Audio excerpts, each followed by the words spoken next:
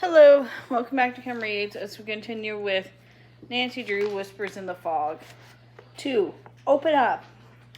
Nancy ran up the ramp and shuddered as she glanced around the deck of the Ripper. Cushions were thrown on the floor, some stuffing peeled out of their slashed green and white striped covers.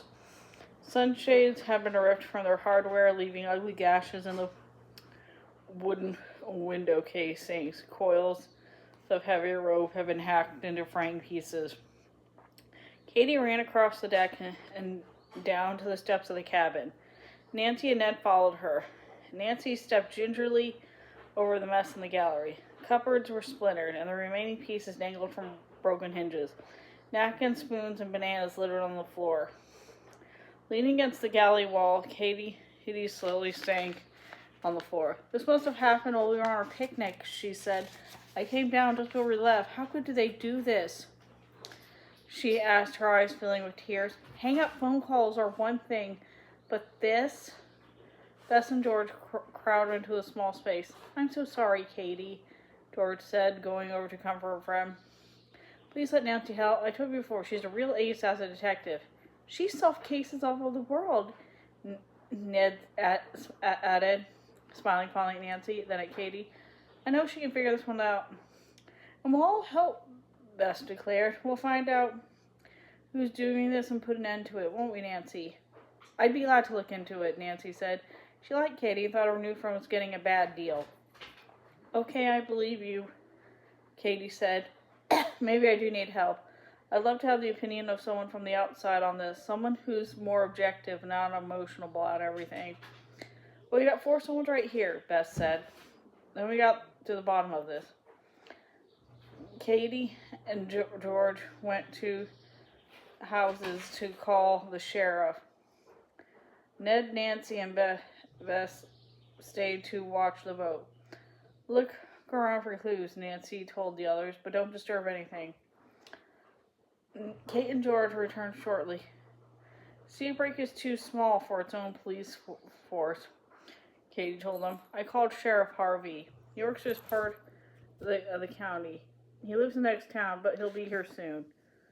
When they all looked around, Nancy questioned Katie about the notes and the phone calls, but didn't learn anything that she thought could help.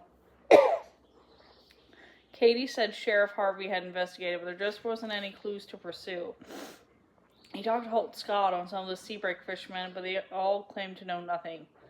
"What's this?" Nancy wondered, crouching to get a better look. It was a torn fragment of what looked like a business card that had fallen under one of the window seats. The words "Lone Motel" were printed in fancy type. The line read "Wave 1." In the corner, someone had handwritten the number 7 in ink. "Do you think I was dropped by one of the vandals?"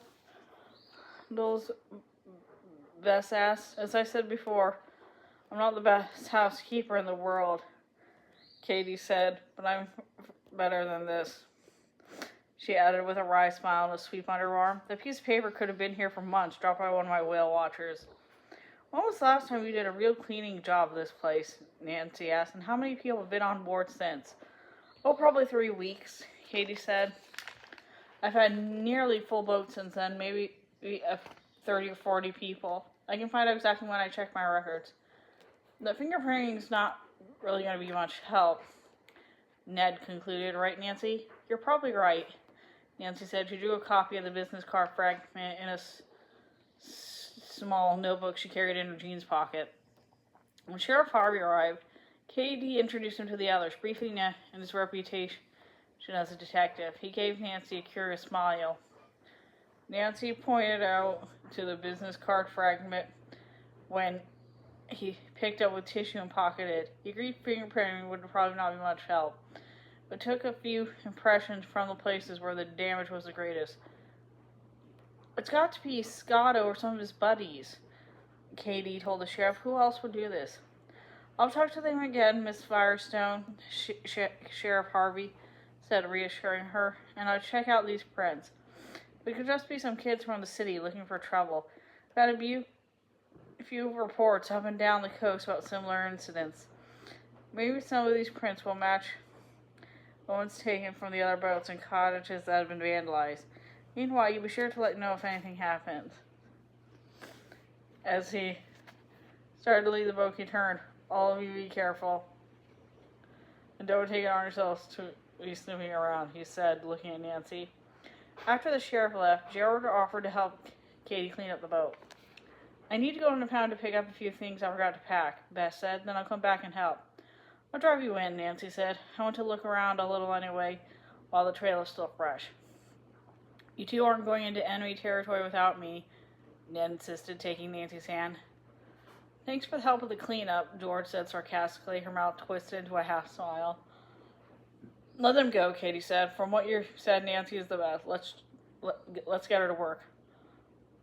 I'm just kidding, George said, grinning. But remember what the sheriff said, she warned her friends. Be careful. Seabrook was one of those tiny towns dotting the coastal bluffs from San Francisco north to the Oregon border. It had old wood and frame houses with small lawns, tiny bakery, a bare essentials grocery store. There were no tourist souvenir shops, not even a gas station. Katie was right, Bess murmured. This is a sleepy little town. There was a natural wharf created by the rocky shoal on the shore. A long pier jutted out from finally Nancy, Ned, and Bess back to the inn where they were staying. I wish we were staying at Katie's with George, Bess said when they got in the room she was sharing.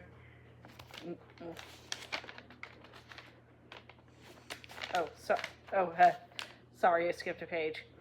The harbor. Several fishing boats bobbed in the water along the pier. The sun had set, though the sky still glowed a pale peach color. Thin spikes of fog filled the air.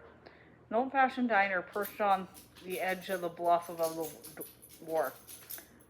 Ned parked his car in the diner parking lot.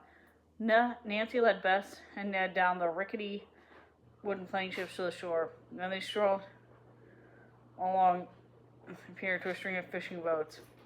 As they walked closer, they could see the bustling activity of boat owners. One fisherman noticed Nancy and her friends and stepped on the pier of the small boat. Can I help you? He asked. No, Nancy said quickly. We're just enjoying the sunset. It's a beautiful evening. Are you going to do some night fishing? The man stared at Nancy. His eyes seemed not to blink at all. She tried to match him, locking into his gaze. When he finally spoke, she realized she had been holding her breath. Yep, he said. Say, you're not locals. Are you up from the city, tourist matey? We're visiting a friend, Nancy said, smiling. One of your neighbors. You probably know her, Katie Firestone. The man's eyes lowered as he could tell, as he looked from Nancy to Ned to Bess and then back to Nancy. Well, I know her, he said. Slowly. The whale watcher. We'll actually over here do some sea kayak training with her, Nancy said. Right, Ned? She turned to him, giving him the cue to join in the conversation. That's right, Ned said, taking a step forward. Hi, I'm Ned Nickerson. Out of his hand. Nice to meet you, the man said. He shook Ned's hand but didn't offer his name. I'm looking forward to sea kayaking, Ned said, giving the fisherman one of his classic broad smiles. Katie's a world-class athlete, you know. Ned continued. Seabreak is lucky to have such a winner here. Lucky. And Ned said, well, some people have different views of luck than others. Well, good luck to some might be bad luck to others. Enjoy your stay, but be careful of the sneakers. Nancy looked down at her shoes and looked back. The fisherman had disappeared into the boat. Let's go back to the diner, Nancy said, looking up the small building on the bluff above them. There was only a few people at the diner. When the waitress brought over the suppers they ordered, Nancy asked her a few questions, but the young woman seemed suspicious and unwilling to talk. Finally, Nancy, Ned, and Bess went back to the inn where they were staying. I wish we were staying at Katie's with George, Bess said. When they got in the room she was sharing with Nancy. The inn is nice, but it'd be more fun to kick around in that cool house. She doesn't really have the space for all of us, Nancy reminded Bess, especially with the other sea kayaker yours coming in tomorrow. Besides, Katie House is only about a mile down the road, Ned added, and she said we can come and go anytime we want. I intend to take her up on that. I'm showing up early tomorrow to see if I can talk to her in some kayaking. She told us to come over for breakfast about 8:30 or 9. Nancy reminded him. Great, I'll meet you downstairs, Ned said, 8:15. Ned left his room. Nancy looked over at the window, thinking about the evening's investigation.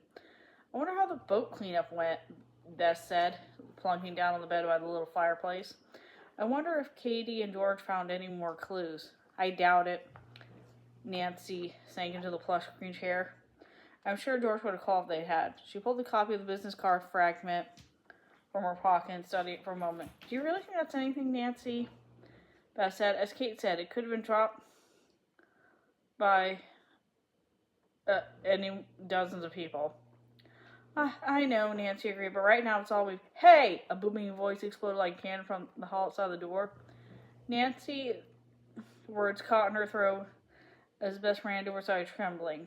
Nancy's pulse seemed to beat in rhythm to the pounding door, and the whole room seemed to shake. Hey! The man yelled again. Are you in there? Open this door. Now! And that's the end of that chapter. See you later.